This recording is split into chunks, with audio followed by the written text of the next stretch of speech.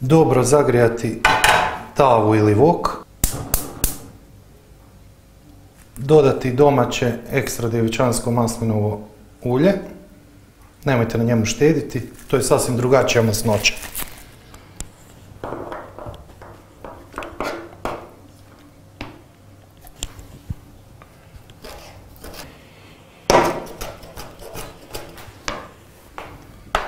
Sjeckani listići peršina i češnjak.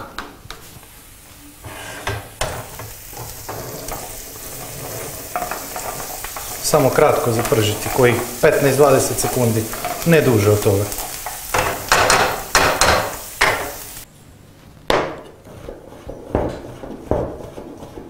...250 grama šampinjona.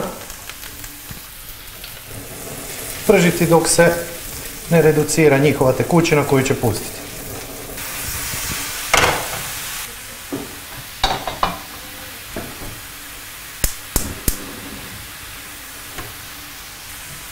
U 2 litre vode dodati oko 15 grama soli.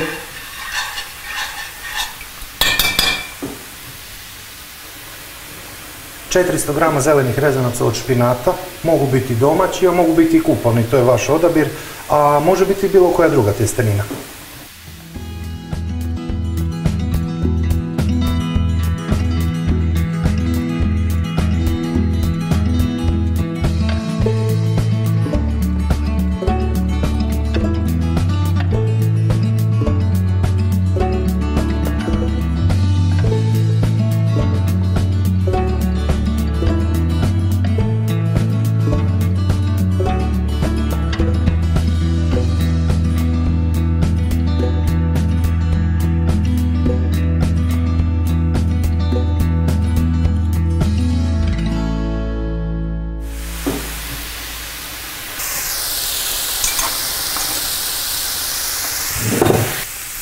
Domaća tjestenina se kuha puno kraće, negdje oko 4-5 minuta, a kupovne rezance kuhajte prema uputi na pakiranje.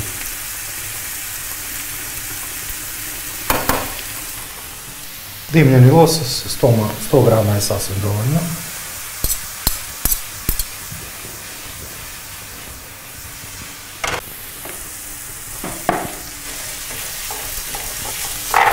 Samo kratko promiješati nekih 10-15 sekundi.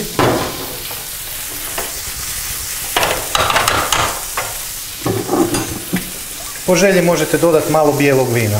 Ako nećete, ne morate, ali zaista je puno ukusnije, ne previše, samo par kapi.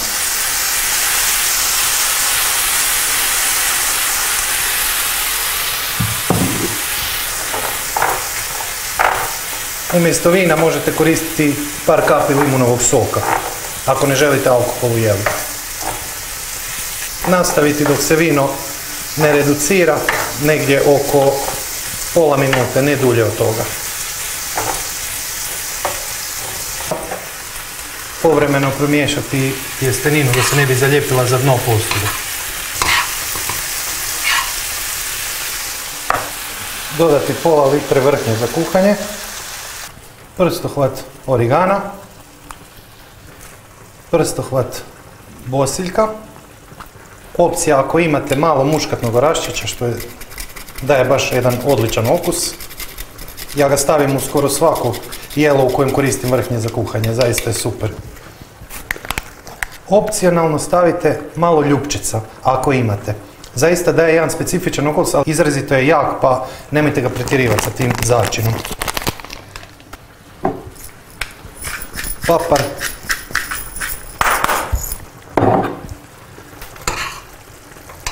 Tjestenina je sad već i kuhana, onako al dente.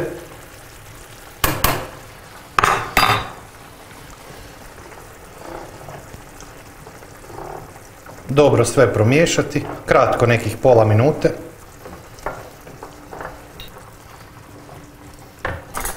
Pa dodati malo vode gdje se kuhala tjestenina, odnosno rezanci. Ne puno, negdje deci je dovoljno. Nastaviti reducirati do željene gustoće, negdje otprilike pola minute, minutu.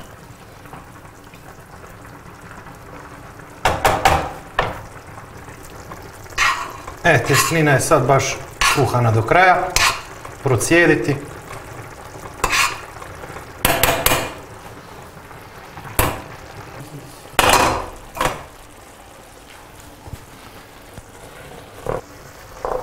Evo sad je idealne gustoće.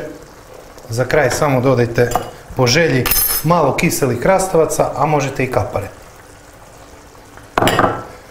Samo još kratko promiješati i jelo je spremno za posluživanje. Dosoliti do želji.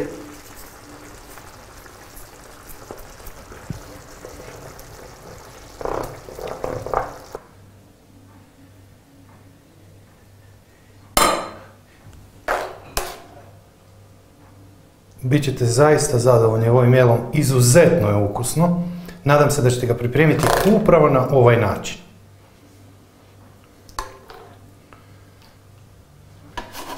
Malo parmezana.